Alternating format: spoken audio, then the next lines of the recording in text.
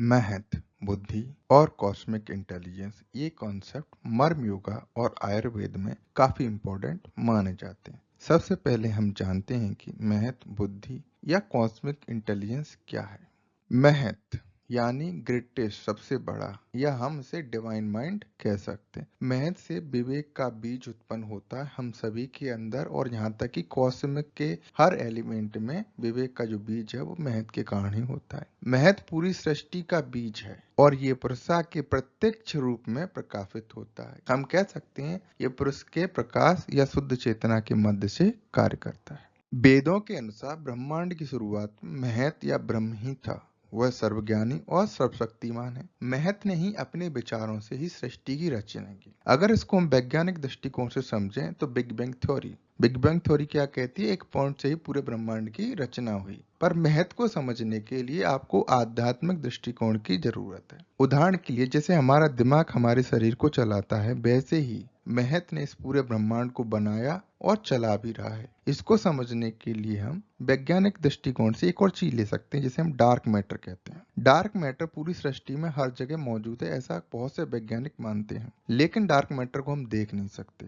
पर वो है। उसी तरह से महत्व को हम समझ नहीं सकते, ना देख सकते हैं, पर वो हर जगह है, जिसकी वजह से सब कुछ बन रहा है, चल रहा है। अब हम देखते हैं कि महत्व या बुद्धि इंडिविजुअल बॉडी में कैसे काम करती है। जब हम ब्रह्मांड लेवल पर बात करते हैं तब वहां पे हम महत्व की बात करते हैं। जब हम किसी जीवा या इंडिविजुअल की बात करते हैं तो वहां पे बुद्धि की बात करते हैं। बुद्धि हमें राइट और wrong, truth on truth, good और बैड में भेद करना सिखाती है। बुद्धि से ही हम अपनी चॉइस और डिसीजन बनाते हैं। कि बुद्धि ही हमें फ्रीडम ऑफ चॉइस देती है। हर सेल के पास अपनी बुद्धि होती है जो कि सिलेक्शन करती है कि हमें क्या करना चाहिए और क्या नहीं करना चाहिए, क्या हमारे लिए बेहतर है, क्या हमारे लिए बुरा है। अब आप सोच रहे होंगे ये सब थ्योरेटिकल पॉइंट ऑफ व्यू है, पर सच में ये हमारी जिंदगी से काफी रिलेटेड है। जब भी आप कोई डिसीजन लेते हो, चाहे वो करियर के लिए हो, पर्सनल लाइफ के लिए हो, वो आपकी बुद्धि ही लेती है। अगर उसमें कुछ गड़बड़ है तो आपके डिसीजन में भी कुछ ना कुछ गड़बड़ होना स्टार्ट हो जाएगी। आयुर्वेद और मर्म योगा ये मानता है अगर हमारी बुद्धि में कुछ गड़बड़ है तो वो है हमारे शरीर को बीमार कर सकती है। अधिकांश बीमारी हमारी बुद्धि के कारण होती हैं। चलिए अब बात करते हैं कि बुद्धि के कितने प्रकार होते हैं। बाय नेचर बुद्धि 3 प्रकार की होती है, सात्विक, राजसिक और तामसिक।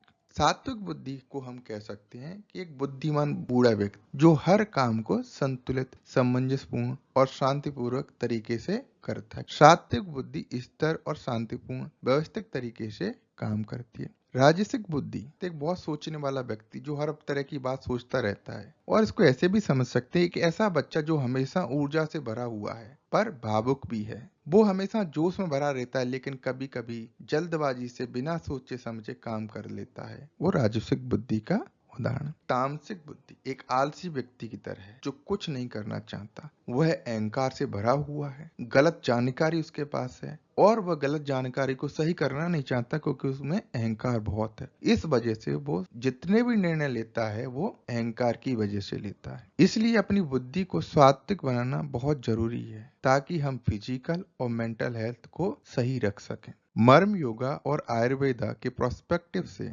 बीमारियों का बेसिक कॉज ही बुद्धि का गलत फंक्शन करना है, जो राजसिक और तामसिक अहंकार के अंडर होता है। तो कैसे इंप्रूव करें अपनी बुद्धि को?